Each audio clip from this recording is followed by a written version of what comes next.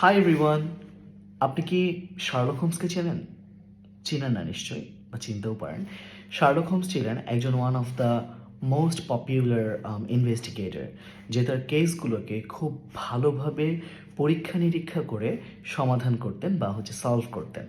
So খুঁটিনাটি পরীক্ষা করা, সূক্ষ্মভাবে বিশ্লেষণ করা, আজকে আমরা এই বিষয়টির ইংরেজি শিখব।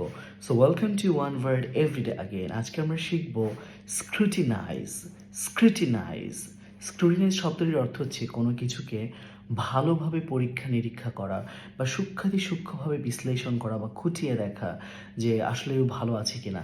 So let's make some sentence with scrutinise. First sentence, please scrutinise the report.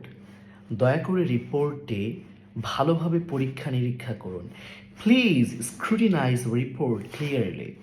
দয়া করে রিপোর্টটি ভালোভাবে পরীক্ষা নিরীক্ষা করুন। 2 নম্বর সেন্টেন্সটি হচ্ছে শার্লক হোমসকে নিয়ে। Sherlock Holmes scrutinized the details. Sherlock Holmes খুঁটিনাটি বিষয়, দ্য ডিটেইলস, খুঁটিনাটি বিষয়ে পরীক্ষা করেছে। সো এরকমভাবে নতুন নতুন ওয়ার্ড শিখতে ওয়ান ওয়ার্ড এভরিডের সাথেই থাকবেন। দেখা হচ্ছে পরের ভিডিওতে।